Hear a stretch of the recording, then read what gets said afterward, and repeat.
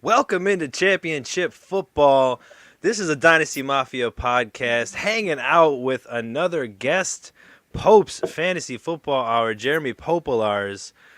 Thanks, everybody, for joining us this week. What's going on tonight, everybody? I thought Pope was going to talk because he was a guest. Welcome in, Pope. I'll jump at once. Nothing much, man. Just hoping I win one or two championship leagues this week. Excited that basketball's back, hockey's back next week. I know me and Pope are in a Dynasty Hockey League together, and Antonio and Eric and I are in a Dynasty Basketball League. So we're going to shift things over to hockey and basketball next week, right, guys? Yeah. Definitely. I haven't even looked at my fantasy hockey team. That's a lot to do. My team's probably retired.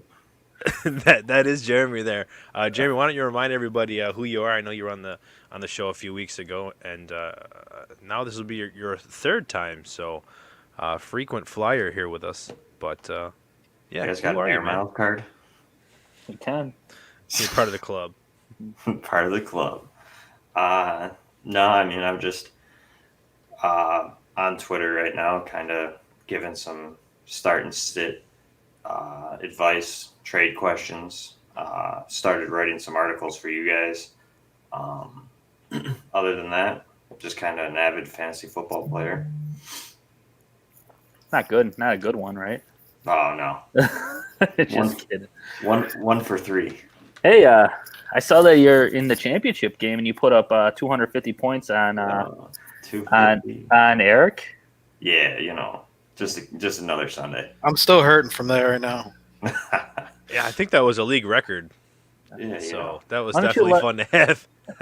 Why don't you let the nothing like a semifinal league record, Why don't you let the listeners know who gave you your only loss this season?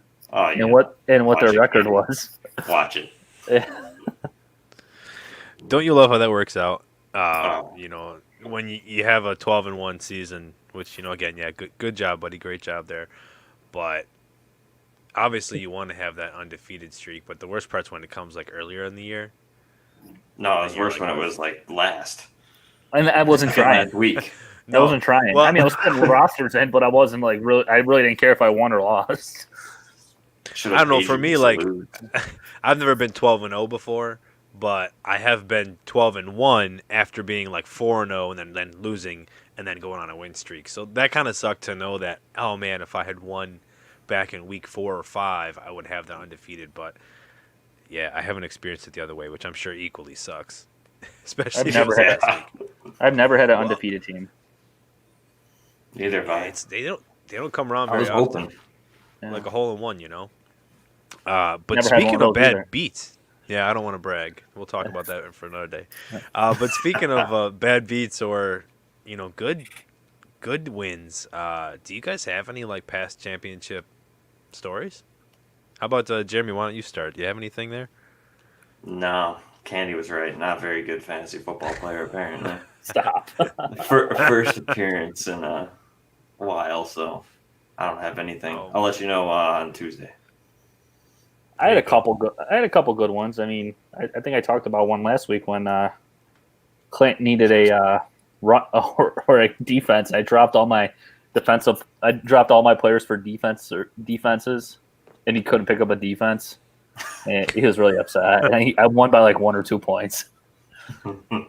And besides winning this bad boy a couple times over you guys. Oh, here he goes again. I got no other stories. Yeah, rub it in. What? You'll be passing that what off about this you? year. It's not even mine this year. I didn't win it last year. What do you Yeah, got? he still Why you it still hasn't been picked up by the. It still hasn't been picked up by Dennis. Oh, okay. Dennis is a busy guy. A busy year. I Been guess a busy year during the pandemic. one of my stories, I guess, is in our main home league that we've been playing in. He's got to be over a decade now. The past 2 years, I went to the championship back to back, and unfortunately, I lost both years. I had great teams. The first year, Antonio beat me because Aaron Rodgers decided to score 50 points in the fourth quarter in overtime.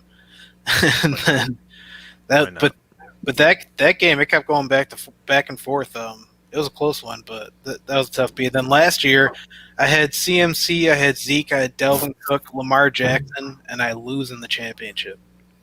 Oof. So I think Lamar Jackson had a bad Week 16 last year. If I'm thinking my whole team did. It was except CMC, but Whole team had a bye week. yeah. Don't you love when that happens? Been there. Yeah, like we were talking about last week in the fantasy care eliminators, that best ball that I'm in, where the lowest score is eliminated each week. That the guy that was ahead in points by like 150, like just clearing everybody, had his worst week 2 weeks ago and lost in the final four. So like that, I just felt bad for him because I'm like, man, you've been killing it every single week and consistent as a bird, and then you just have that one bad week, and that's all it takes. That's why all you need to do is get into the playoffs. Everything else from there is just you don't know for sure. And my bad beat, or not my bad beat, but the bad beat that I gave, one of the great championship stories I have is a dynasty league that I run. It was our second year back in 2018 or 2017, and I was down, and I had Zach Ertz, and I wound up losing by like 2 or 3 points. But they wound up going to overtime because of some klutz fumble that caused Philly to get the ball again and get a field goal to go overtime. But because of that, Zach Ertz got another couple catches, which let me win by 1.4 points. It let me repeat the first 2 years of the Dynasty League, and the person I beat then has won the league twice since. So Not winning it this year. He beat me last year, and now He beat I'm you last in year, it. I'm in it again this year. So He's not in it with you though. no, he's not. No, in it he's this not. year. He's not going to win this year, so we won't have anybody three-peating. But What did he lose by 0.8 or something like that? And he was so upset he lost by about it? 1.44 Wow. because it's a PPR league. So Zach Ertz got a catch like right in the beginning of overtime, and then he got another catch near the end zone, which is the one that set me over. And that was a really big win. I remember that one vividly. But I forget who it was, Amari Cooper or Crabtree, when they played for the 49ers that they played for back in the day. Crabtree played for did. 49ers, yes. Yeah. Okay. So it was him. He needed like a catch or two for me to lose at 4:00, and I had no one else, and he ended up having like one catch, 7 yards or something like that. And I won by like 0.8 or whatever it was. So the whole game, you're like, oh, I lost, whatever. You know, I send a text, I'm like, congratulations or whatever, and I'm like, maybe this will jinx him or whatever, and it did. So then once the second half started, you're like, all right, maybe he won't get a catch.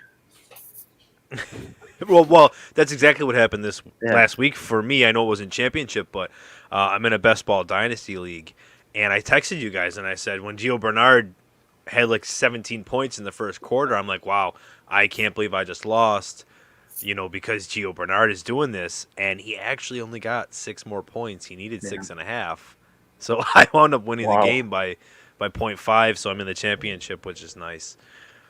But isn't that amazing though? Like that's what's crazy to me is that every week at the end of every week, there's always a matchup that ends on something so simple as a catch. Like it's just amazing to me how each week, like the two teams that may finish between 0.4 of each other happen to be playing each other in a 10, 12, 14 team league, what have you. That just the kind of the odds are just kind of crazy to me that how often that happens. Yeah, I think it probably has happened every week.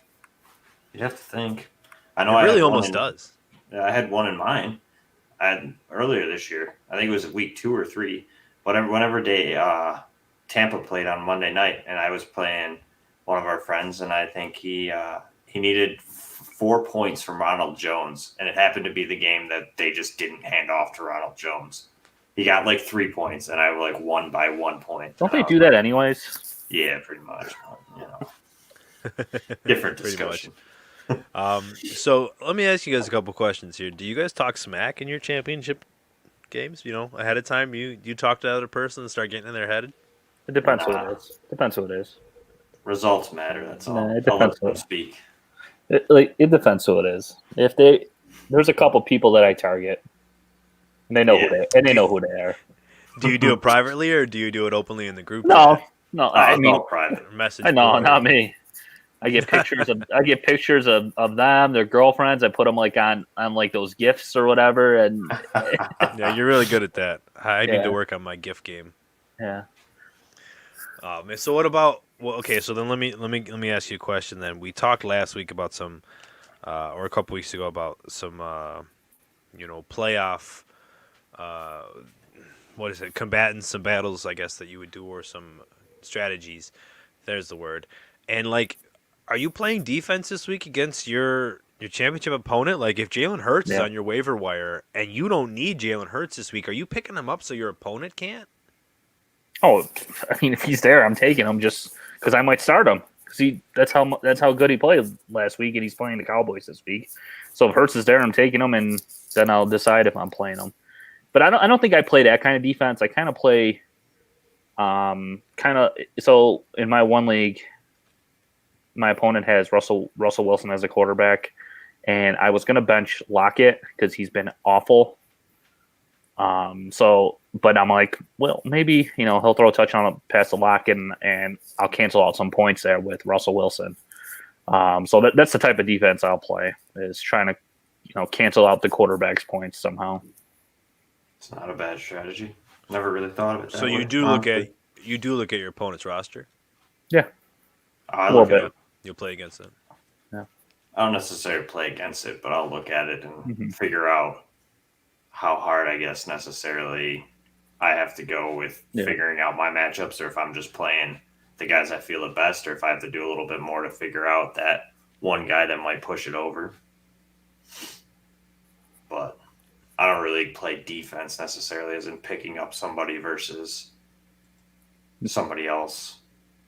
I did that this week. I picked up I had some fab, and I picked up all the running backs because he needed a running back. So I have like 10 running backs on my team right now. I don't know. Yeah, I feel like playing Dynasty, I just don't like to drop. I mean, not many people pay attention, I think, at this point, but I just really don't. Yeah, I was gonna Usually say. our rosters are so small that like to drop somebody to play defense in that way. And at this point, if you made it this far, you should have trust in your roster. That's the way I feel. Yeah, and I mean, more so redraft, I'm sure, because Dynasty wouldn't have too much on there that people are fighting for. But I mean, at least the redraft side, like even like defenses. I know Jeremy, you and I were talking about kickers before this. I mean, if you think that player has a great matchup and an extra advantage, obviously you may want to pick them up for yourself, or if you have one you like, would you pick up another one to block? Because really, like, unless it's a keeper league, and even if it is, what are your bench players left for? If you know they're not someone you're going to keep next year. Yeah. So why not try something? One more question: are you guys, any of you guys, a pot splitter? If you get to the Final Four splitter? or the championship, pot splitter. Do you you try to split the pot, make sure everybody gets an even piece? I don't offer it, but I usually don't turn it down. Nah. Winner take all. No, I split. Winner I take split. all.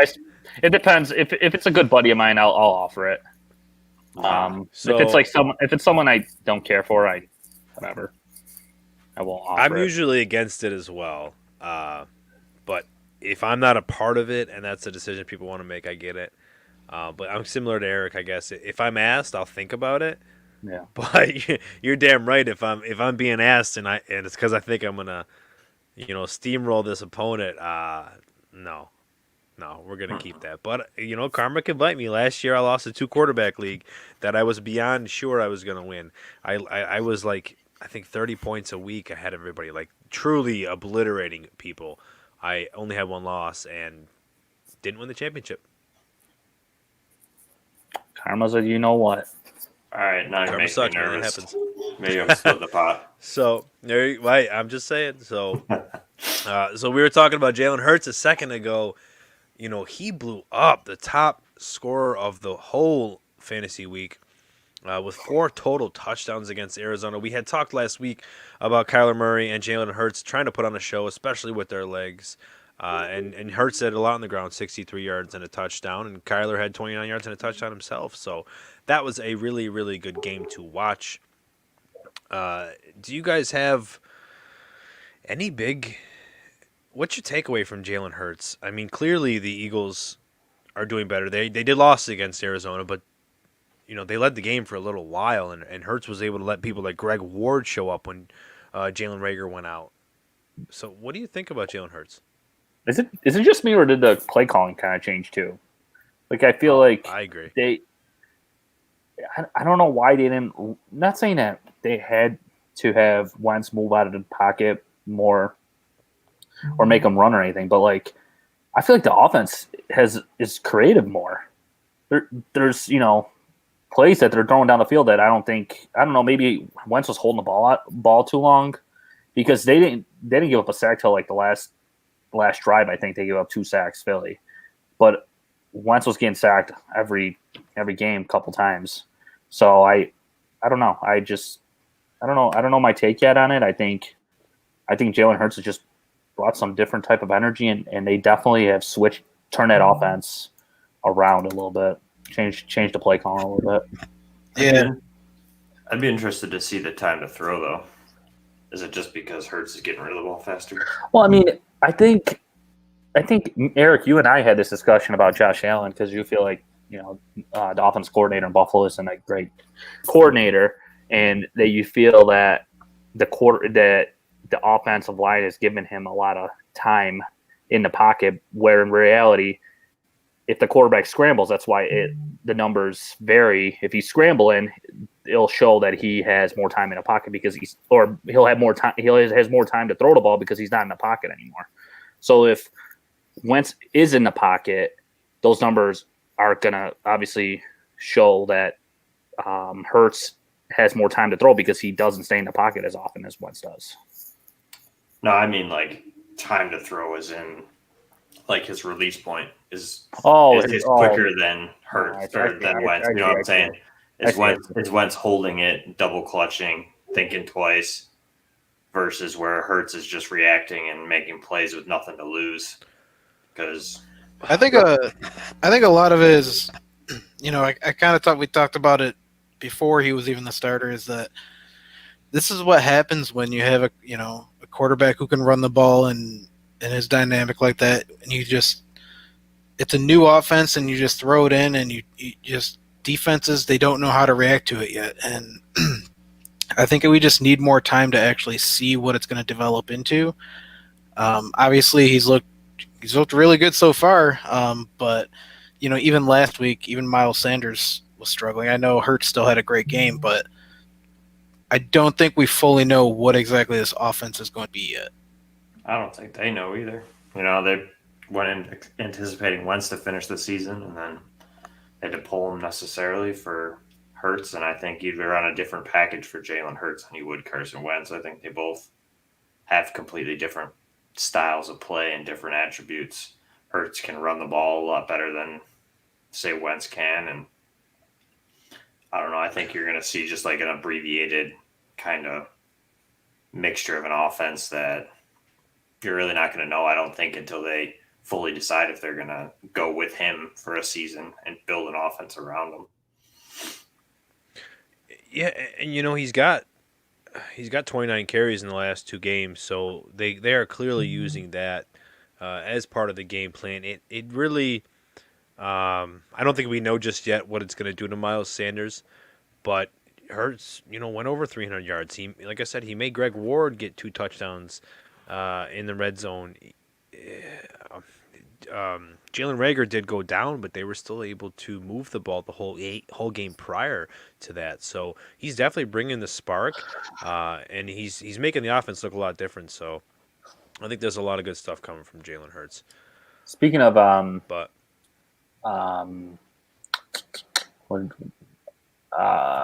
running quarterbacks or whatever, are you nervous that Miles Sanders is going to suffer the same fate as Kenyon Drake did to start the season?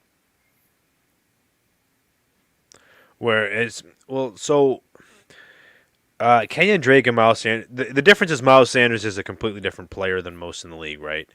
He's one of the most elusive backs that we have. He is somebody that we've seen now can take the ball to the house, 70-plus yards. We've seen it multiple times this year. And I think that underneath Doug Peterson, they love to run the football. And with Hurts, he still has had 31 rushes in the last 2 games, as well as 7 targets. So he's still getting the ball in. He's still getting the ball through the air, and he's also doing it on the ground. I just right now, I don't know if like kind of the running quarterback takes away from the running back. I guess that's well, what actually, I'm worried now about. I'm looking 17 carries is the most he's had since week 3. Yeah. I know, like I said, they had the lead against Arizona for a bit, and they did start out to get a lead quickly. That could have to do with it. But let's talk about the duds of the week in a second. I just want to let everybody know where you can find us all. On Twitter, you can find me at Antonio Denisi FF. You can find Jeremy, our illustrious guest, at Popes FFH. You can find Keenan at Keenan_716 and Eric at EricD_FF. And you can find the Mafia at DynastyMafia_FF. And if you're checking us out on YouTube, make sure you are checking us out on YouTube. Make sure you like, subscribe, and share Dynasty Mafia, youtube.com/Dynasty Mafia Podcast.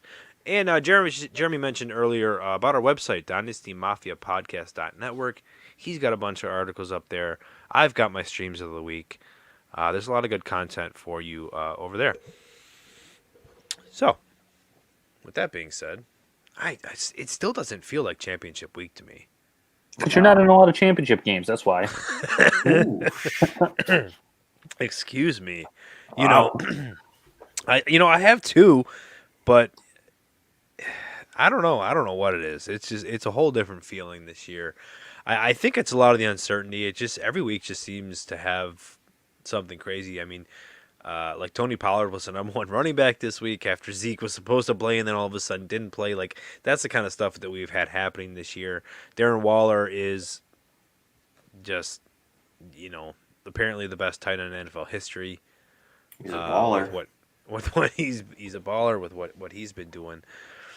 But all right, duds. So Tyler Lockett, 7.4 points, just sucked it up bad. Cooper Kupp, 8.9. Gronk did not do well. Robbie Anderson, whom we thought would have a little bit better of a game than he did, only had 4 points. Cam Akers got injured and came back, and then got injured, so he wasn't able to do much. Amari Cooper, Keenan Allen, T.J. Hawkinson, Todd Gurley, Raheem Mostert got injured. Wayne Gallman, Mr. Reliable for the last 2 months nearly. It's a lot of duds there, guys. Semi-final week. There was a lot. I was surprised by Allen and Hawkinson, to be honest. Definitely didn't see that coming. I look at these duds. Look at these duds from week 15. All I can say is, why couldn't some of them have been duds in week 14? Yeah, I had a they few would've of those helped you out. players, and I also had Hawkinson. Yeah. But it didn't matter because my opponent put up 252 points. Hey, Sometimes Who the hell you did can't you win. have? I had 3 of the top 4 running backs. If it wasn't for Tony Pollard, I would have had the top 3. So Who'd you have? Cook? Cook, Montgomery, and McKissick. Trash. Hey, man. Working that's, right now. I mean, Montgomery is truly just winning people leagues. I don't want to say like I don't know what to say because we don't. at least the 3 of us, like we talked about this. Like I said, I was touting buying David Montgomery very low earlier in the offseason, but you can't keep saying with what he's doing. I think that it's just straight the matchups. I mean, listen to these last 3 games: 103 yards, 143 yards total and a touchdown, 111 yards and 2 touchdowns, 155 yards. Sorry, I'm doing quick math, and a touchdown. And then he just got 162 yards and 2 touchdowns. Like, yes, these are some of the worst rushing defenses in the league, but I mean, He's the RB1 since week 12. yeah. What's your dynasty thoughts on David Yeah, Montgomery screw right him. How now about that? is he an RB1 to you going into 2021? No. No, You have to Not for assume me they're either. improving the quarterback, right? I want to say no. I mean, I think honestly the main reason that he's putting this up is there's probably two. One, they went back to Trubisky. Their passing game is a lot better. Unfortunately, saying that with Trubisky than Foles. Two, they're playing better matchups, and three, shoot. And again, it's it's the matchups, but like three, is Tariq Cohen. I mean, you're missing half of their backfield. He's really their only option, and Yeah. his volume in the passing game, which isn't a lot, but it's more than he has ever had, because Cohen usually would take most of that. And not only that, even his like rushing attempts. I mean, what was it last week? I think he had close to 23 or 25, might even been closer to 30, but like He had 32. Yeah, I was going to say. Yeah, okay, I actually 32. just realized I counted that wrong. He had 34 touches. Yeah, I mean, and that's, he could keep that volume, but I believe they just signed Cohen, didn't they? Yeah, they did. Yeah, they extended him to a 3-year contract, and Yeah. when he comes back, he's gonna be getting looks. And not only that, I really did. Somebody mentioned how they might upgrade their quarterback. Not yet, but I was just saying but Trubisky was an upgrade from Foles. Yeah, but I was gonna say I don't really think it's gonna get any better going into next year. They might even have a rookie under center next year. Or they might just run it back with Trubisky and Foles. Because Foles is on a contract. There's no way they're going to cut him unless they could trade him. Yeah, I don't think they're gonna re-sign Trubisky. Maybe. I mean, And Trubisky's on his last year of his deal, right? yeah, he'll be gone. This year's his last year. Yeah, he's gone this year. I mean, I could see them signing him for minimum whatever. I mean, that offensive line could get better, but I mean, They're just I don't know. There's 12 other running backs. What about Carson Wentz? dude. I don't know if they're going to be able to move Carson Wentz. If Wentz's someone trades contract for him. pretty- I mean, there's a couple school of thoughts here is that they might actually keep him, right? Or if you trade him and eat the dead cap, it's just like you're paying Jalen Hurts that money. Yeah. Yeah, I So think if if they're you aren't going to expecting- keep Jalen Hurts, they have to trade Wentz. They have to find a way to do it. Either trade him or you can bench him, right? But obviously benching him wouldn't be ideal. But yeah, it's just if they can tell themselves, hey, that's Jalen Hurts' money right now. That's what we're paying. That's what But we're it's paying not- Wentz, and if but we're it's- winning, Antonio, it's not just next year though. It's another 4 years of 34, 31, 36, 32 million dollars of dead cap. I don't see them trading them. I really don't. Because when's their potential out? They got to have an out. Is it 2 years from now? I'll look it up, but I think it was potential out's 2022. So they got 2 more years. So 30, And how 34 and 31. So it's only $34 million right now. Is the cap hit, or what's his cap hit? The cap hit is. Oh no, I'm sorry. I'm looking at the wrong thing. Yeah. Ready? His cap hit's hit's 34. what matters. His dead cap is 59. Yeah, so that's what they cut him, right? Yeah. So So if somebody trades for him and takes the 34, that's fine. But what's the dead cap in 2022? 24. So they can eat it Oh, in 2 years. If they bench him next year and they cut him, That's- it is. But Jalen Hurts is on a rookie Oh. contract. So if But he's here's the my- guy, Here's my thing. I think Then they got to fire the coach because there's no way that Doug Peterson's going to be able to, eat up all this cap and then try to get a contending team in there. what they're going to do is try and But if they were trade going to Wentz with a already- pick. They're going to trade Wentz along with a pick, kind of like what Houston did with Brock Osweiler. Yep. Kind of sell the contract for. But that was also for only 1 year. to a team that could take it next year and then Yeah. and then drop him, or someone that'll keep him. Yeah. Like Yeah, but Washington, technically for the team example. getting him is going to have him on a 1-year deal because he's a potential out in 2022. I'm just gonna say they'd void his contract. I know once they what cut we're- I know we would all hate. Oh, it, if they but trade him, I'm sorry. Yeah. I'm gonna say there's one team that I think would be interested. I'm telling you. I Won't be mean, the we big- know Indy. New England. Won't be New England. Huh? They're going to draft. They They're going won't, to draft. New a England quarterback. probably. I mean, They'll they figure could, something out. But but they Carson got the Wentz is cap going space to do it. somewhere. I don't see Carson Wentz sitting at all for 20. I hope Cam Newton stays. There'll be a in lot the of league places. forever. You know, the Saints. You know, Breeze is going to be gone, so the Saints maybe, Indy, Eagle or not Eagles. Sorry, Patriots. They're Yeah, the big thing is just if the cap stays the same, which it sounds like it's going to. I know The it's Jets. premature, but it sounds like it's going to. There are teams that would definitely, but you got to remember it's teams that will trade, not pick them up. So they got to eat that 36. So we'll move on from Carson Wentz right now. Cam Akers is out for the rest of the season. Well, at least the regular season right now with a high ankle sprain. I hope he gets better. I know we have a lot of high aspirations for him. Amari Cooper, 2.3 points. That was a big letdown for people. Are you surprised? Surprised, no, Vanishing. but he's had double-digit points, every week, but twice this year, so he's been very consistent. But he had his worst game. 2.3 points on 2 targets. I did sit him in the one league. I had him in Keenan, actually, the Superflex league we were playing. I sat him.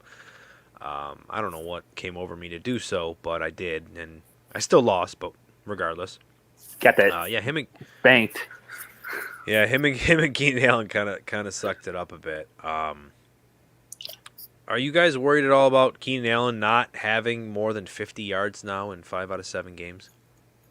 50 receiving Eric? yards. No, I'm not really too worried. I think, going into next year and going forward, Herbert's only going to get better and better. So I'm not too concerned. And not only that, I don't think they end up re-signing Hunter Henry. I don't know. I mean, maybe they do, maybe they don't. If not, that's only going to be more targets for Keenan Allen. Hunter Henry in Buffalo would be nice. Not to go off. Not to go off.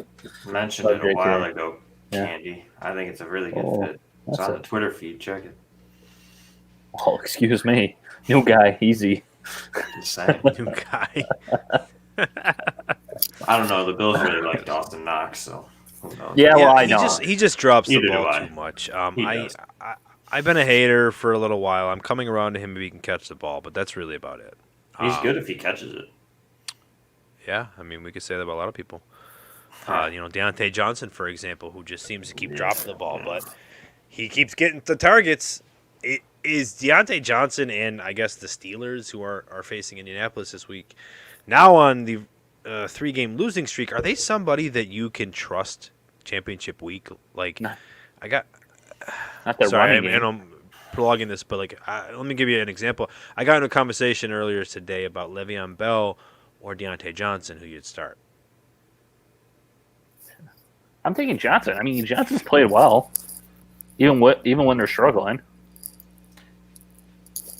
That's what a majority of people had said the Johnson side, but Yeah. I mean, he got benched What about you, against Jeremy? Buffalo, so I mean, I don't count that game. But this past week, he lit it up. I mean, that's tough. Because aren't they playing Indy? they're playing Indy. Yeah. I don't know. I almost would almost. But then Bell's got Atlanta, who's actually not terrible against the run. I don't know. I would probably take Bell. The only reason I think is because I think Kansas City's going to run away with that game in the beginning of the first half, and then they're going to be running it. And Bell's really. I mean, they got Darwin Thompson, but Yeah, I think Darrell Bell. Williams. I think Bell's the safer option just because he's going to have a guaranteed workload with Clyde Edwards-Helaire being out, and just the state of that Steelers offense. I mean, and Deontay still had a good game fantasy wise. I think he had like 19 PPR points or something like that. But I don't know. I mean, for me, I still think Bell's a safer option because next week it could be Juju having a good game and Deontay doesn't. But I think Deontay's really on a chopping Well- block. I think he drops a couple and he gets benched again like he did at Buffalo. That's what's. I mean, it's a possibility, but Bell only had 33% of the snaps, and he still has 16 touches. Playing Atlanta this week, we know Atlanta is a team they have to keep throwing the ball against, or they're going to have to at least keep putting pressure on. So, I don't know. That's why I have a feeling like, we saw Fournette kind of do he didn't look like he did well, but he had 60 yards and a touchdown. So, if Bell can do a little better in a better offense, I don't know. But let's talk about Russell Wilson for a second, and the Seattle Seahawks. We were just talking about Tyler Lockett kind of putting up a dud. Tyler Lockett has 920 yards this year and 8 touchdowns. Good year for Tyler Lockett, right? He's going to have 1,000 yards, might hit 10 touchdowns. Except for the fact that 300 of those yards and 6 touchdowns are in 2 games. That's very alarming. So he hasn't topped 67 yards since week 7. Just had a dud this week. Russell Wilson himself has not been doing well 3 out of the last 4 weeks, as he's had less than 17 points. What is going on with the Seahawks, guys? They have a very, well, I'm not going to say tough. It is kind of tough matchup against the Rams. Wilson had his worst game of the season against the Rams back in Week 10. So what's going to happen this week? Well, you obviously have to start your Seahawks, but make me feel better. I can't.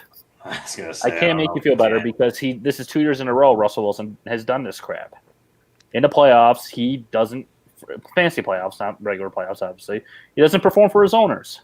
And he did it again this past week, and he screwed me in Western New York Dynasty. And I'm very upset about that still. But seriously, I don't know. I don't know what it is.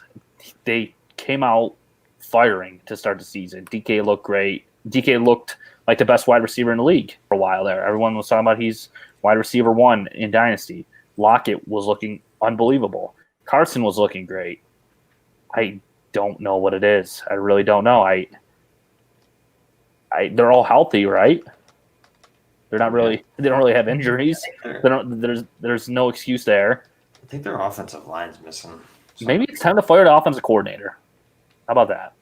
But fire sale. You gotta start him. I think he was gonna be my Christmas miracle, but I guess. But I think this week Russell Wilson's gonna have a good game for his fantasy owners. 121 yards is what he threw for last week. Yeah, I mean that Washington team's good though. Yeah, Washington. They are good. I mean, they're gonna be a problem in a couple years. That line, they are defensive line, extremely underrated. Yeah, they get Chase Young has been line and a quarterback. I still think they should have traded down, but that's a conversation for another day. No, I don't. Young kind of looks like me in my heyday. I don't care what Young looks like. Tua looks good. Herbert looks good. Jalen Hurts is looking good. I think there's a little cause for concern. But like I said, the Rams. Russell Wilson had his worst game. He still had 248 yards, but he threw for 2 picks. I know we kind of hashed them out there, but I just wanted to say it's if you can get some boom players, you're gonna need to get some boom players in your lineup. If you have some Seahawks.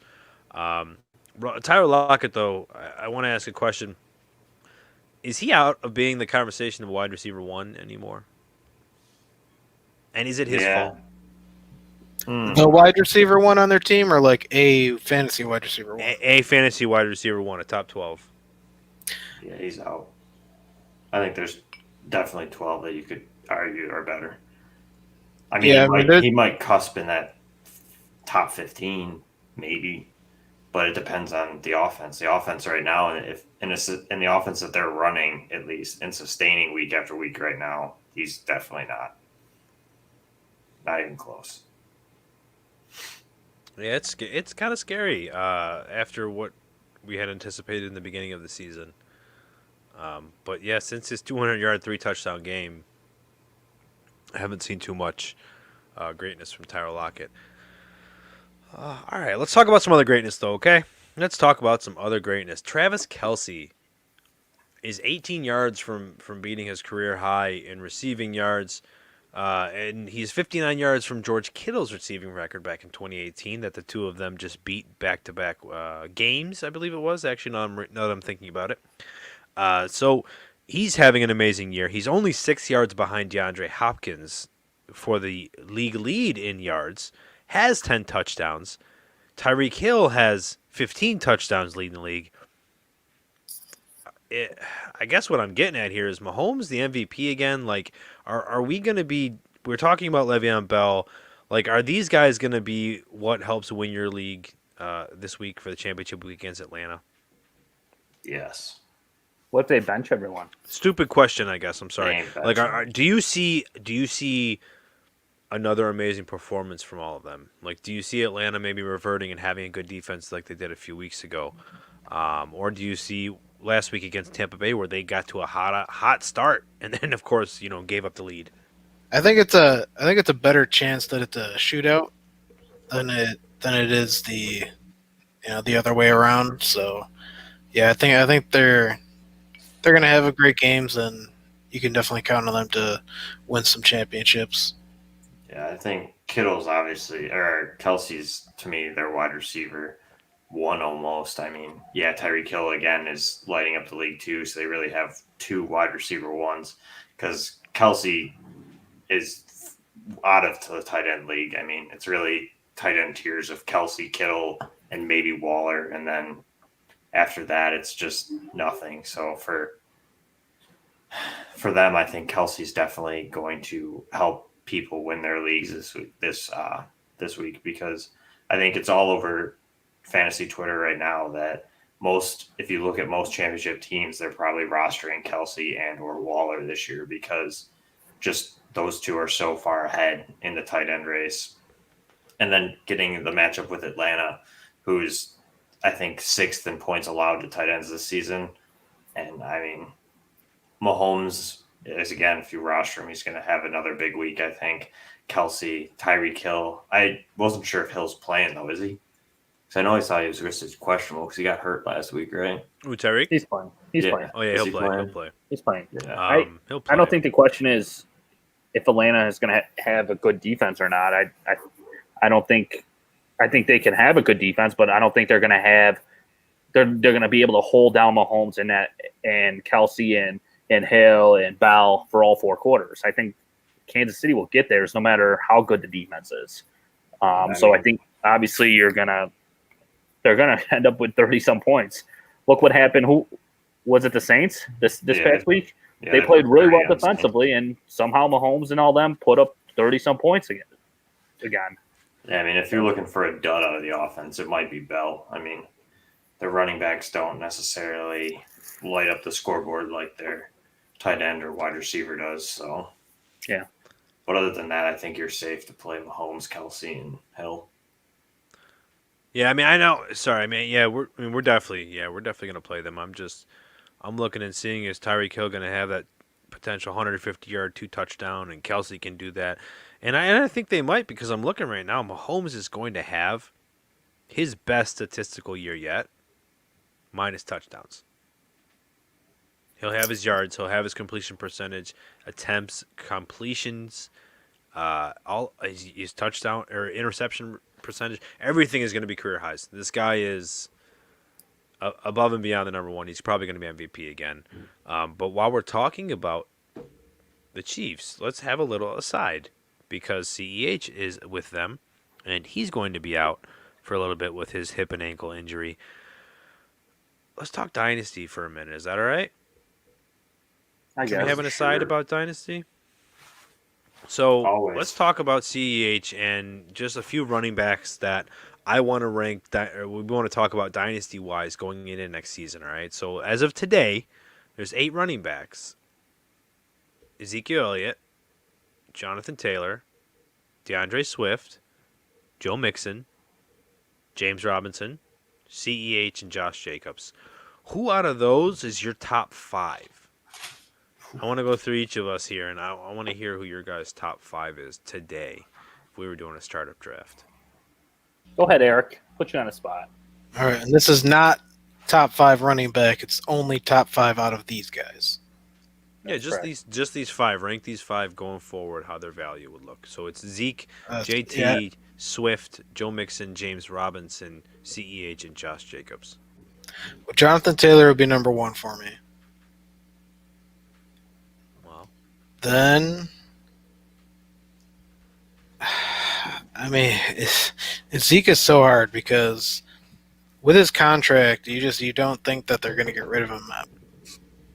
And if Dak's back next year, he's probably going to be great, but it's just so hard. I'll have to go Zeke just based off value right now. But it's definitely very close for me. And then I'll go Josh Jacobs, not Josh Jacobs. Sorry, Clyde Edwards-Helaire. Clyde Edwards-Helaire will be second for me. I'm still not worried about him. Sorry, I wasn't even paying attention to him. So Jonathan Taylor, Clyde Edwards-Helaire. Then I'll go Zeke. And I'm still not super excited about it. Then I'll go Josh Jacobs and then DeAndre Swift. Okay. Very interesting. I think Keenan's is going to look a little different. Yeah, for sure. Well, at the top, I got Taylor as well. I think he's had a hell of a second half of the season here, last couple games for sure, at least. That's enough for you both? That's enough for me. I think he started off the season pretty good. I mean, he did, and he didn't have like any, big huge games, but he was putting up good numbers. And that offensive line is really good. That too. So that's one. Number two, I'm going to go James Robinson, guys. And here's why. Wow. And here's why. They're going to get sunshine from Clemson. I think the Jets will still get there. No, I unless the Jags screw this up. Robinson's a great pass catching back, and also the Jags they have weapons on that offense side of the ball where a rookie quarterback can come in there and be successful with Robinson, with DJ Chark. All they need is a good coach that could call good plays and a good quarterback, I think. And Robinson, being undrafted, has proved that he can play in this league, and he kills it for PPR in PPR leagues. Number two is Joe Mixon for me. Haven't been really high on him. Number three, sorry, Joe Mixon. I wasn't high on him to start the season. Wasn't high on him in the middle of the season. But it's got to improve there in Cincinnati. I don't know how long Burrow's going to be out, but I think that line's going to get better. I think, Eric, you and I talked about it after we made that big trade that we made a few weeks ago in Pope's League. It's just got to get better in Cincinnati. They already have the pieces and the wide receivers, I think. If they fix that offensive line and Burrow comes back healthy, that offense is going to start clicking. Number four for me, Swift, I guess. I like what he's done. I wish Dobbins was on this list because he's pretty high up. Yeah, he's high up there for me. You want to throw him on this list? Put him on there. Yeah, I like Dobbins. I do like Dobbins at 5. Clyde Edwards-Helaire is probably bottom for me. He's 8 or 9, just because I haven't been impressed with him. I really haven't, and I'm really nervous that they're gonna sign another running back. If it's Bell, yeah, they might keep Bell, or they might look somewhere else, and that's gonna eat away at his snaps. But I'm really nervous about him. He hasn't been good, guys. He really hasn't. I think it's just the fact that they really, this season, it just seems like they're focusing so much more on the passing game. My other thing is, though, why would they sign Bell? If you don't have concerns in your running game, why would you? You have William, or who's our other running back? Damian Williams. Daryl Williams. Yeah, Williams. Yeah, who just had a great Super Bowl. No, that's Damian. And he could play in that system, obviously. So why did you sign Bell? Because he's a plug-and-play guy. Williams. Damian Williams is out on COVID. Yeah. Well, he's going to come back next year. What we saw what they were able to do this year. This is dynasty. With a really good running back with Kareem Hunt. And that's what they need is an elite player. Damian Williams can't do that. He couldn't be that player. I don't think that he believes Le'Veon Bell is either, but at the same point, Andy Reid's not going to trust a rookie to take them to the Super Bowl. That's just Andy Reid. That's just what he does. He trusted him up to week 8, 9. I think No, he I think didn't. The whole Clyde season, Edwards, he's never had the full reins to But just do I mean, if whatever. he didn't trust him, he would have went out and got a veteran running back before the season started. Antonio. No, I Yeah, think but he you still trusts you gotta him look because at it. Bell won't be there. They 2 weren't years just going from to now. be like they weren't just looking at it like, oh, Bell's going to lead the Jets at week 8, and we're going to sign him. It's a big mix of things. It's a big mix of things. It's not only are they're focusing a lot on the pass this year. I think we all agree there. Bringing in Le'Veon Bell is great for teaching Clyde Edwards-Helaire also as well. Not only that, but The hell's there to teach? Get the ball and run. Hit the hole.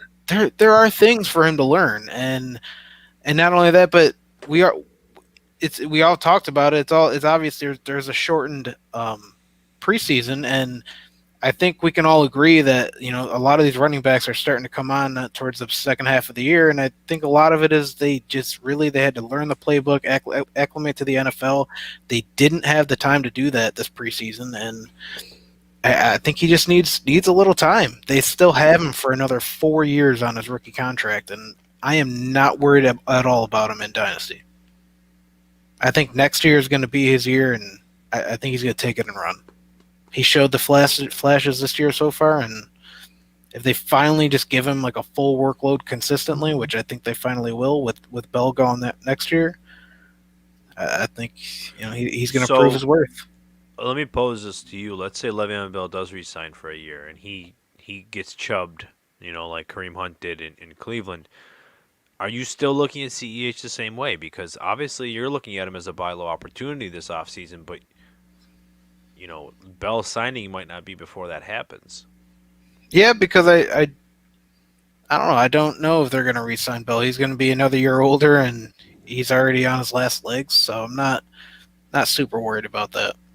Like I said, I think a lot of it was him just acclimating the NFL and really learning the playbook, and he's going to have an entire offseason to do that. Hopefully next preseason's a little bit more normal, but... I hear you. All right, Jeremy, give me your top 5. Are we adding Dobbins? Because that changes everything. Dobbins would be in my top 5, by the way, if we are. I'll go with the original 8 since Candy wants to change things up. But I'd probably put Jonathan Taylor on the top of that list of those 8. I think his situation is probably the best. I think that offensive line, they add probably a younger, more rejuvenated quarterback. It might move the ball a little more, open it up for him. But number 2 for me would be DeAndre Swift. I actually had DeAndre Swift ranked pretty high at the beginning of the season. I just like what he brings to the table. I think, if I remember a couple weeks ago, I saw a stat on Twitter too that he's ranked pretty high in a points per game in the PPR leagues. I think he brings the best pass catching ability out of any of those running backs that came out this year. 3, I'll probably go with Zeke. I think he's just proven it year in and year out that he's a very good fantasy asset. And I think this year's just a down year for Dallas. They lost Dak. They're missing a couple linemen. Couple, weren't they? Didn't that whole offensive line get shifted around? Yeah, they don't that whole retirees. And they didn't have injuries, one starter since last year. Yeah, not playing or playing too. So, but 4 for me is probably going to be Joe Mixon for the same things that Keenan was saying. I think they're going to add some offensive linemen this offseason. I think Burrow returns at some point, and that offense is loaded at receiver. And I just think that's just Mixon's going to come back. He's a talented player. He just, again, had a season where the offensive line was bad. He got hurt, and it's just going to be a down year for him. And then I think 5, I'm going to roll with Clyde. I think Clyde does still show some stuff on tape that he's getting better. I think, to your guys' point, they added Bell because they didn't trust him at this current moment. They gave him a run. They were going to let him run with it, and I think he wasn't as ready as they thought. And that's why they added Bell, also because I think they were thinking this season, especially with COVID, that the more talented, skilled players you can add to your roster is the smartest way to go. Who knows, one day they could have lost Clyde, for example, to injury, but COVID could knock someone out, and then they had Darrell Williams as their running back, and they didn't feel that's comfortable versus Bell. So I think CEH is the future there, especially with the 5th-year option. So, All right. So everybody has JT number 1, even though we may not know who the quarterback is next year. I think so. I think no matter who the quarterback is, I think they're going to run that offense through the run game, whether it's Jacob Eason who steps in or they trade for a Darnold or a Wentz or somebody. If we were in a draft and these are the running backs that were left to choose, he would be the first one I'm taking in a dynasty league. I mean, right now all these players besides Hilaire has a question mark at quarterback. Elliott, is that going to resign in Dallas? Don't know who the running back is going to be in Indy. Swift, is Stafford going to stay there, or are they drafting a rookie? Is Burrow going to play next year? James Robinson, who's the quarterback going to be there? And Josh Jacobs, are they going to stay with Carr?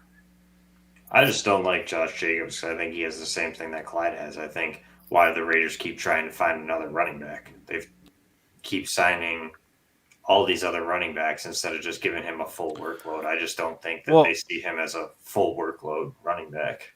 He gets the workload. It's just not the catches that he was getting prior. Like that was the argument before was Josh Jacobs is a 300 carry back, but he can't be a 40 catch back.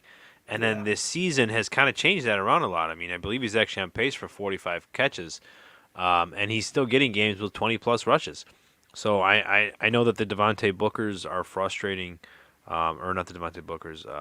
The DeAndre Washingtons were frustrating, but there's a Booker, right? Yeah, Booker's their running back. Washington, they let go, and they let Booker kind of get some pass catches here and there. So I do like Jacobs a lot. He's actually my number 5 on that list. I do have JT number 1. I do think he's great. I was just so why the hell are you questioning us? I was just being contrarian. Right. That's all I was doing. I was just looking at the other side there. And then I have Zeke number 2. Dak. When Dak was there, Zeke was on pace for like 100-something targets.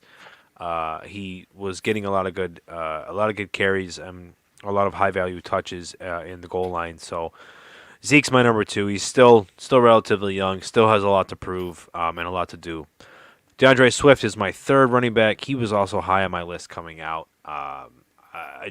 Talent will win there.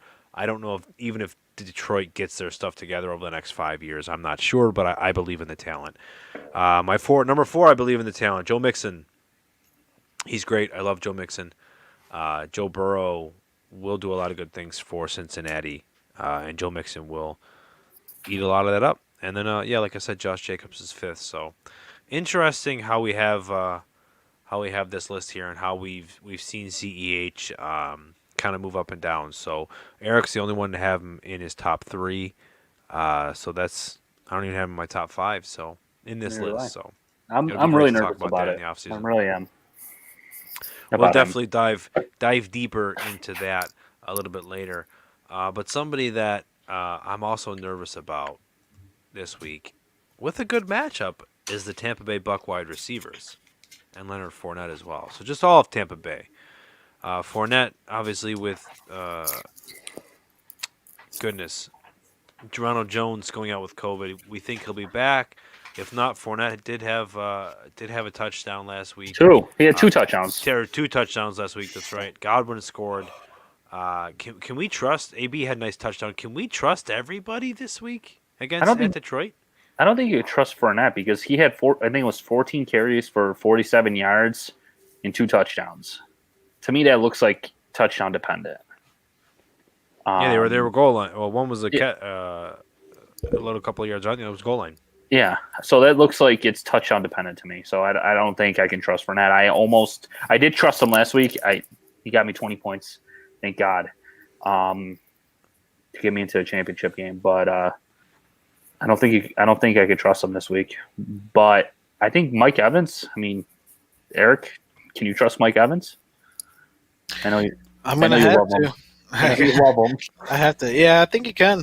He still has a good matchup. You know, he put up over 100 yards last week and got a lot, good amount of targets. So I think it's going to be more of the same there for him. I don't really see. I don't know if he's going to have a huge blow-up game. I think he's the only one you can trust in Tampa. Yeah, this week. Yeah, Godwin got his I believe third touchdown of the season last week. So So he disappointing. he's not really scoring a lot, or fourth touchdown, sorry. He's not really scoring a lot, and obviously he doesn't even have a 100-yard receiving game yet. He's just getting the most, not the most targets either. I don't know. He's not getting much. If, I mean, Evans had 100+ yards for the first time if in you like rewind to 7 our weeks. division to our division episodes and when we talked about Tampa Bay and how excited we were to talk about Tampa Bay and how much of a letdown they were actually. I think the big thing with Tampa is his injuries. Right. I mean, you look at it. I mean, Tom Brady's always been the same way. He was that way in New England. He throws the guys he trusts. And if you're not going to be on the field, you're not going to stay healthy. You're missing practices. You're not there. He's just not going to throw to you. He's just not. He doesn't care who you are. He doesn't care if you're Godwin. He doesn't care if you're Scotty Miller. He doesn't care if you're Tyler Johnson. If you show up to practice, you make catches, and you're there, he's going to throw to you. That's why Evans, I think, is the only one you can trust because out of all of them, I think he's probably been the most healthy. Antonio Brown showed up late in the year. Godwin's missed how much time? I think with that team, honestly, Pope, is there's too many chefs in the kitchen. Yeah. I mean, there's too much talent. And I know we always say that you can never have too much talent, but I think there is right now. And I feel like, actually, let me rephrase that. I feel like there's no like rhyme or reason to all these players. You know, I feel like there wasn't an offense developed for these 5 guys. They just threw these players in, or like with this offense, like let's hope it works. Where what type of players did Tom Brady like in New England? You know, it was those old, slot ride receivers for years, the running backs coming out of the backfield making plays. Tom Brady's throwing the ball down the field a lot more than I can ever remember. Maybe last time he threw the ball down the field as much was when he had Randy Moss and Wes Welker, and they were going for 19-0. I just think the offense just doesn't fit this team.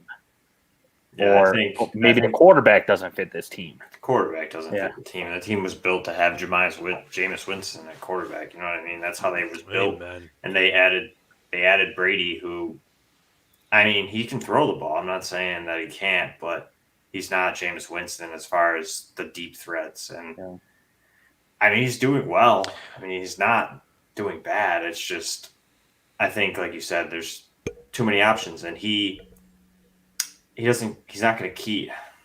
He's not afraid to spread the ball. I mean, he will key on the guys who have been there and who he has a rapport with, but he's not going to force the ball to someone. He finds the open guy. And if you have a 4 receiver set, the chances are that not the same guy is winning every single down. And I think it just, unless you're Cole Beasley. Yeah. Unless you're a Bills receiver. Yeah. I mean, And then you had Gronk into the mix, so it is tough. So are you starting Fournette, Evans, Godwin, Brown? Gronk? Are you sitting any of the 5? I'm only starting Mike Evans if I have him. I'd probably start Fournette. Detroit's very bad against the run. Yeah. And if Ronald Jones isn't playing, I mean, it's going to be Fournette. They really don't love Vaughn yet, and LaShawn McCoy's not a threat, so. So if Zeke is back, That's funny. You know what's funny, guys? Leonard Fournette is my impressed, and I just talked myself out of it. Good thing we weren't doing those today. Yeah. And we will get to our version of that in a moment. But yeah, would you guys play Leonard Fournette this week? Or would you guys instead rather play Ezekiel Elliott against Philadelphia? If Zeke can do what Pollard did, I'm starting Zeke. Right. Yeah, but again, I mean, that was a matchup-driven thing, I think. Yeah. I mean, I'd probably start Fournette just because he played Pittsburgh. Who saw Pollard being your number 1 against one of the best, or San Francisco against one of the best rushing defenses? I did. I picked him up at noon. I don't know. And started him. I mean, had no other options. Well, I'm saying like with weak. Didn't Gio play Pittsburgh? Yeah, Gio played Pittsburgh. Gio Bernard played good. Yeah, they played San Francisco. It was it was a week for bad rush defense. That's true. No. All right. So then, so Zeke or Fournette? I still like Fournette, I think. I think it's a more safer option. Very bad rush defense, and As gross as it sounds, if Ronald Jones is still out, then I think I go Fournette. But it'd be really tough for me to sit Zeke if he's in. Even though I know he's been playing bad, it's just I couldn't imagine sitting Zeke. I don't know. I think even luckily if I don't have healthy, to make the choice. Right, but I think if Zeke's healthy, I mean, who says that Pollard doesn't get more touches with what he did last week? Yeah, I mean, I get you paid him, but I mean, last week he went off. It's hard to just cold turkey him. So Myles Gaskin is coming back, as we know, off the COVID list. Would you rather play him or Fournette? He's playing Gaskin. against Vegas. Gaskin. And same and close. I play Fournette. Seems like a lot of players that get COVID, and once they come off of it, they're a little bit sluggish at first. So he didn't have COVID. He did Close actually. contact. He tested positive. Yeah, but, he tested positive. Okay. And Ahmed just did really well with the Rock, so that's why it's a little skeptical That's for me tough. with Myles Gaskin. Yeah, they're two good matchups too. I don't know. I think it's a coin flip there. I don't think you really have a definitive answer. I think Ronald Jones is the tiebreaker there. If Jones plays, I'd go Gaskin. If Jones doesn't play, it's Fournette. Okay. Bet you a 6-pack that Gaskin gets more points than Fournette. Oh, I mean, he probably does. I mean, I'll take it. Is that a bet? ooh, Oh. We gotta tally these 6-packs up. yeah. I probably owe a couple. What was it again? Gaskin versus Gaskin's more points. versus Fournette. And who has who? Fantasy points. I have Gaskin. I've had him all year. Remember when you dropped? Not have Fournette. Are you gonna cry if they draft a running back? No, because I could see it happening. But I also picked up Gaskin for free. No, that should say Antonio sucks because he dropped Gaskin last year, and I picked him up for free. In many leagues. So Like, what is this guy doing? Speaking of Dallas, or not Dallas, Miami, Tua performed really, really well without Gesicki and without Parker, without Gaskin. You know, he used his legs with his 2 touchdowns on the ground. So Parker and Gesicki are back this week. Who are you going to be playing this week for Miami? Like I said, they are playing against Vegas on the road. Do you think that it's time to fire up Gesicki again after his dominant performance 2 weeks ago? I don't know. New England's been really bad. Vegas. Yeah, I'm just thinking the way Tua played. He played really well against New England. Which I was surprised about.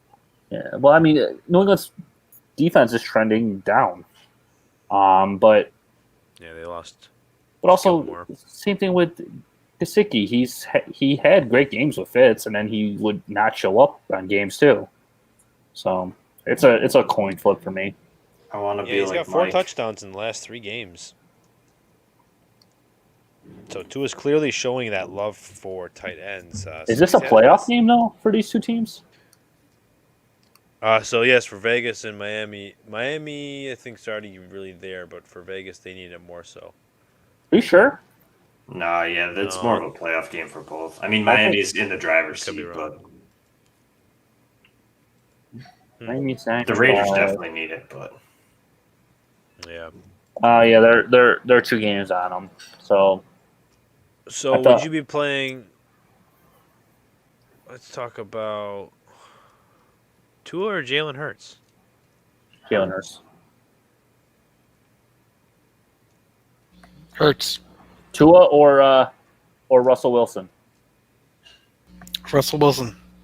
yeah, Wilson. I think if you have Russell Wilson, you can't sit him championship weekend. That's Yes, tough. you can because he's been bad. I know it's So tough what- though. Yeah, it's so tough. What about Matt Ryan or Tua? Tua. Matt Ryan's got I'm done with the Matt Ryan experience. I'm gonna go Matt Ryan just 350 because plus they're, and 3 touchdowns. Game they- script is they're Ryan. pretty much going to be guaranteed to have to throw a lot. Oh yeah, they'll be throwing all day against Kansas They've been City. throwing all year. They suck. Not all of them. Julio might be back though, so I don't know. But we'll see. Don't put that shade on my Calvin Ridley. Yeah, you and Antonio both. Oh God, let's talk about Calvin Ridley. Let's not. so We don't need you to. We don't have enough time, probably. He's so good. Eric, you know what's all funny? right. You know what's funny? Kelvin Ridley, has like one good game in like 5 weeks, and Antonio wants to talk about him. But when Adam In Thielen, 5 was weeks. blowing up this past year, we didn't want to talk about him. He's getting it all in garbage time. All garbage time. All garbage time. Thielen is nothing but a bum. The guy's got 300-yard games. Has only had one since week 5. How many All 100-yard he games does does is just- Tyreek Hill have? Oh yeah, remember that? He's at least doing a lot better now. How about that? Oh, But no, okay. we talked about this. Ridley, 10 of his last 12 games, has at least 90 yards or a touchdown. Explain to me where that is. He's got his last 3 games. He has at least 108 yards. I think many yards? the He's got double digit. 108 at least in the last 3 games. He's The at- nonsense about Julio and Ridley can't play well without him is gone. I think Ridley's the new number 1 wide receiver in Atlanta. Julio comes back to be 1B. But He's your no argument longer that one. Thielen only has 300-yard games, the number 1 wide receiver in fantasy, Tyreek Hill, only has 3 games over 100 yards. 3, but he had none after like week 8. My point is, he can go off and do that. Thielen, a whole different conversation for another day. But like I said, Thielen is way too touchdown dependent. Tyreek Hill's not. Anyways, let's move over to Yeah, move our on. little Don't version give of our impressions and stresses for Christmas week. Is going to be Christmas milk and cookies or a lump of coal. So we didn't really think of any good segment for that one, but that's what we're going to do. So we're each going to give a player who's going to get that milk and cookies this year for Christmas Day and week, or who's going to get that lump of coal. So I think we're going to let our guest do the honors. All right. I'll start with the milk and cookies. I don't have to explain too much because we did earlier. But What's your mine's favorite David. cookie? Oof, all of them. If it's a sweet, I like it, but chocolate chip we'll go with. All right. Mine's David Montgomery. We talked about him earlier. He's had 4 weeks over 20 points in PPR leagues. He's facing Jacksonville, who's 3rd in points against, averaging 23 points, 2 running backs on the season. And like I said earlier, he's RB1 since week 12. I think it's been said for half a year now. Everybody kept saying buy low on Montgomery. He's going to win you leagues because just purely of his matchups in the back half of the season. And he's come through for us. And I think, again, he's going to have another stellar week because Jacksonville also is very bad in the pass. And I think that Chicago theoretically should be ahead. And I think that the game script should lean to Montgomery getting leaned on in the second half. So, and then my lump of coal is actually going to be Mark Andrews. I don't like the matchup against the Giants. It was more so of like a stress than a lump of coal. The Giants have been kind of weak the last couple weeks against tight ends, but on the season they've been actually pretty good on tight ends. And Lamar's iffy. He's been playing really well lately, so I just don't know if Andrews is a slam dunk for this week. I think that he might struggle this week against that Giants defense. And that's what I got.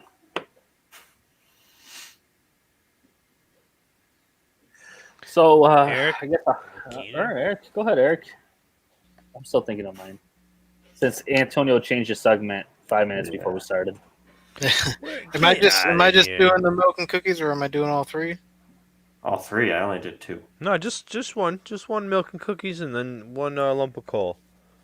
Oh, We got to be in the Christmas spirit, guys. I'm the only one here with a darn Christmas hat on. all right. Yeah. So my milk Again, and you cookies is didn't going to tell be. We talked about him, Jonathan Taylor. He's going up against the Steelers.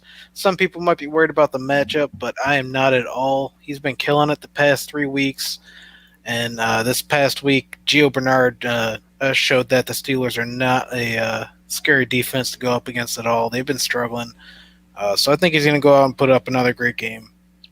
And then my lump of coal, he's He's still a start because he's gonna get the workload still. But DeAndre Swift going up against the Bucks, they have a good front seven, and I think they're just gonna be able to, kind of control this game and yeah, I'm a little bit worried. The passing game is struggling. There's no Kenny Galladay. I believe he's still out. And yeah, so I temper your expectations on him. Antonio, why don't you go? All right, I guess that's gonna bring it my way. It's gonna bring it my way. So my milk and cookies player, he's somebody that's been doing really well this year, but not as well as we had all hoped, and that's AJ Brown. And he has 10 touchdowns, so I know it's maybe weird to say that, but he doesn't really have any of those crazy flashy games that we've been hoping for. When you hear the name A.J. Brown this year, you haven't been thinking, wow, dynamic top 5 wide receiver that's blowing me away like we were last season. But he's been doing really well. He's Tannehill's number one target, despite what Corey Davis has been bringing to the table. He's getting a lot of touchdowns, like I said. He has 10.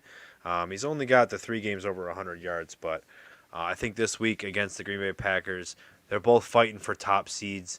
They're going to want to put up as much points as they can. Tennessee has been in nothing but shootouts since week 5. I think A.J. Brown's going to be your man getting that milk and cookies this week. Probably 150 yards and 2 touchdowns. Can I mention something quick? Sorry, before you go. So, No. Speaking of A.J. Brown with 10 touchdowns, last year there was 3 players with double-digit receiving touchdowns. It was Kenny Galladay, Cooper Kupp, and Mark Andrews, I believe it was. This year already, there's still 2 games left to be played. There's 8 players with double-digit touchdowns already. It's a passing league. What does that mean? Yeah, what does that mean to you? I mean, obviously the passing game this year has been, just crazy. Especially in the beginning of the year, there was just touchdowns flying around everywhere. But I don't know. I mean, do we think the league just continues to trend this way? I mean, it already has been, obviously, but it seems like this year is a bit crazier than others. Yeah, the players that are getting it, though, the thing is, they're relatively used to getting it, right? Like, Tyreek Hill can get that. Thielen can get it. Devontae Adams can get it. And they're doing it right now.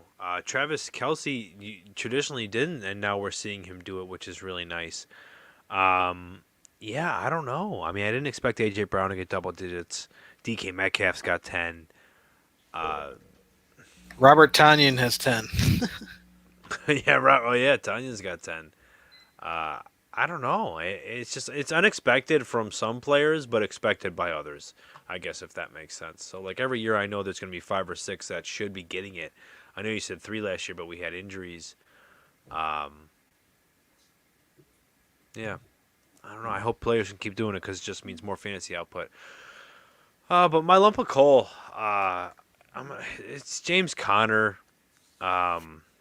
He's really been disappointing players. He kind of hurt me last week in the semifinal, as he did most people.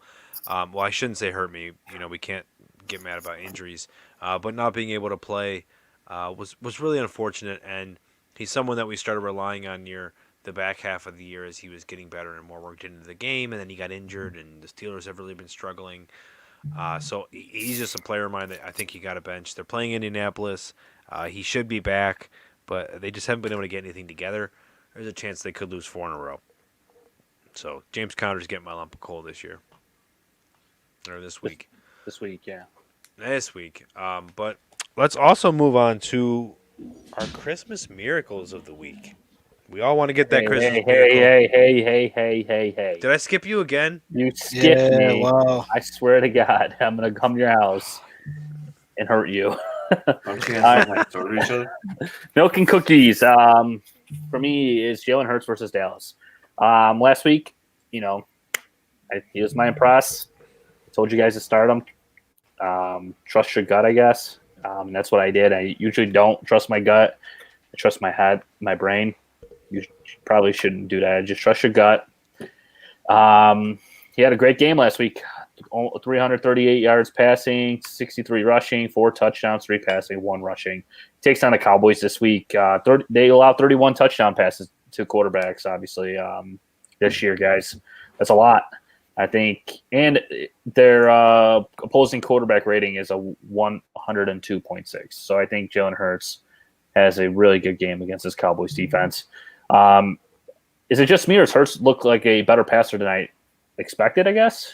I thought he would struggle throwing the ball. I feel like he's definitely better than I guess expected. But his rushing also cements a steady floor as a top 10 quarterback this week. Fun fact, guys, Hurts joins Herbert as just the second rookie quarterback since 1970 merger with at least 400 combined yards of offense, 4 touchdowns, and no picks in the game. Isn't that cool, guys? I like that. Yeah, so that's who's getting my milk and cookies.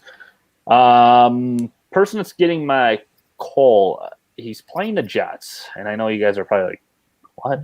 Don't you usually start players that playing the Jets?" But it's Kareem Hunt. Winning isn't good for Hunt's fantasy value. In the past 4 games, the Browns have won.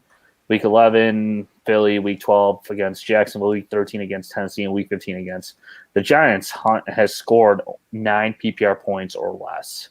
He has 1 touchdown in those games and 7 catches for 41 yards on 9 targets. When they're winning, they're handing the ball off to Chubb to kill the clock. They're an old school type of offense, I guess. When they look to kill the clock once they have the lead on their opponent, and I think that happens again. I think they're going to be up a lot on Cleveland. On the Jets. You think Cleveland's going to be up a lot? Yeah, Cleveland's going to be a lot on the Jets. I mean, I hope so. We thought so about the Rams, and we saw what happened. That was scary. Well, the Rams. Did they lose their shot at Lawrence? Yes, I think there's no way in hell Jacksonville. Unless the Jags win, they're not gonna. Jets don't. But yeah.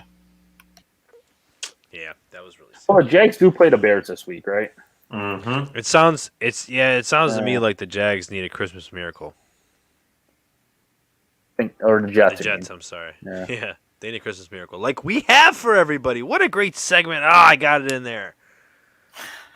We're going to talk about our Christmas miracle. We each have a Christmas miracle that we're hoping to bring to you. So hopefully they're on your roster because they're going to bring you pride and joy. Who wants to start? Not me. I'll go. So these are guys that Christmas miracle. yeah, guys Doesn't matter that who you it might is, not I be don't expecting them to bring. Oh well, my guy is someone you might not be No, like your expecting, top. but he could be somebody on your waivers right now that could bring you much joy on Christmas, and that is Gabriel Davis for the Buffalo Bills. He's been having a good couple of weeks, especially with John Brown being out, and I think John Brown is still possibly going to miss this game. Yeah. Stephon Diggs might be a little bit banged up. He's limited right now with that foot injury, so I think Davis could be in line for another touchdown and another big game, and Josh Allen might have to rely on him a little bit this week. I like it. Unless they run the really ball like it. again against the Pats like they did the They're first gonna run the matchup. ball. Mine. That almost let me cost them give- that game because they were too busy trying to run the ball, instead of doing what they're good at, which is throwing the ball.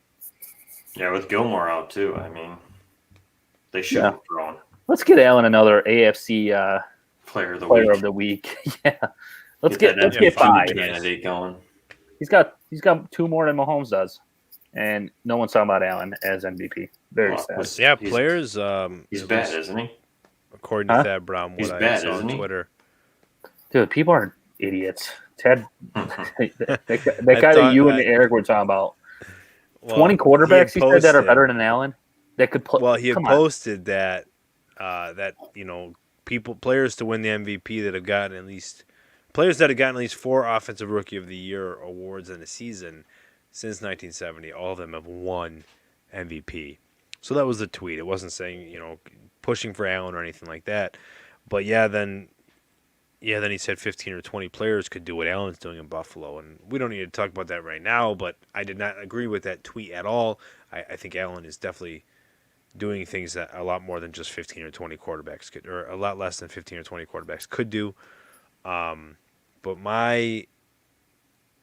ironically, that is my Christmas miracle. It is Josh Allen. I'm picking Josh Allen. I haven't gone much on the Bills this week. How did I take yours? I have it. It's mine. He is mine. Josh Allen is my Christmas miracle. Just talk.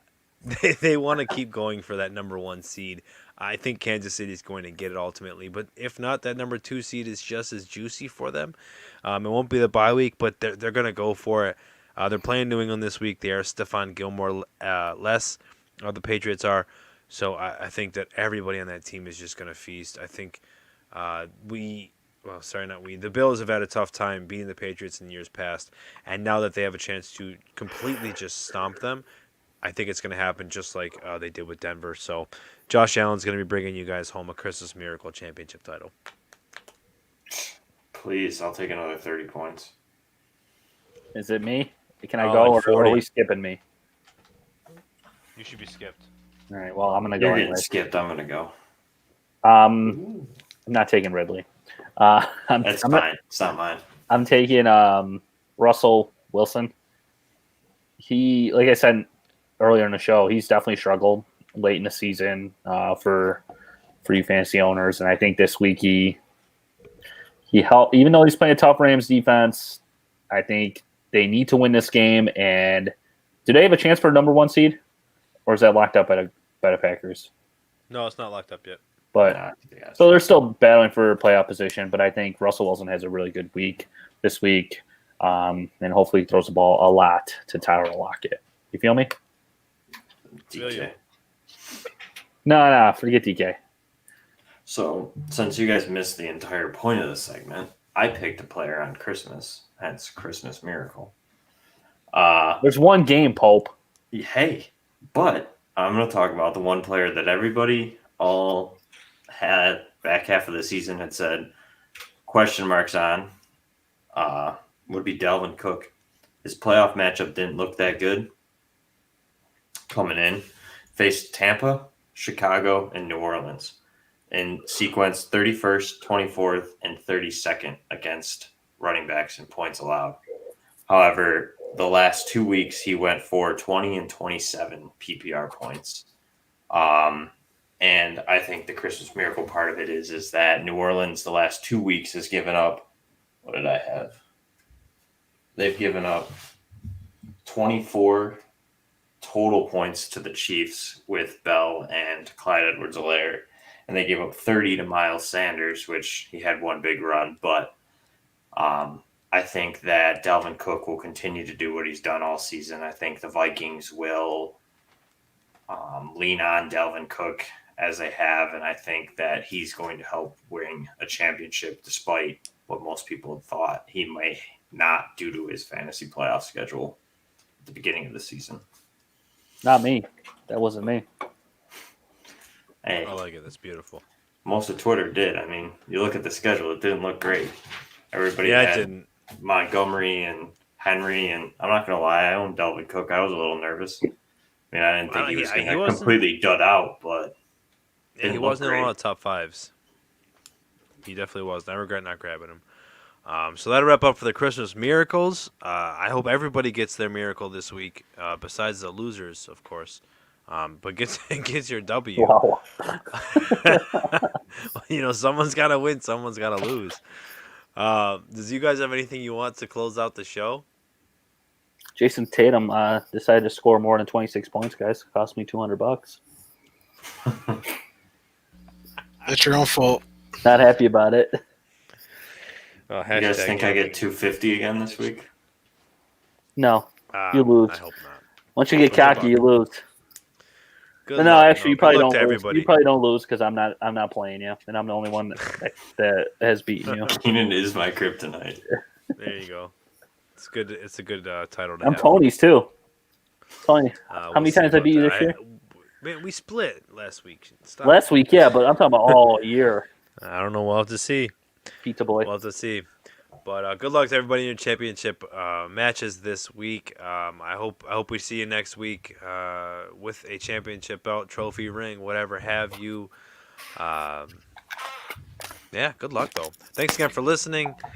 Thanks again for watching. Make sure you can follow us at Dynasty Mafia _FF. Make sure to follow our guest at Popes FFH, Jeremy Popolars. Make sure to follow Keenan at Keenan _716. Make sure to follow Eric at Eric D _FF. Merry Christmas. Right?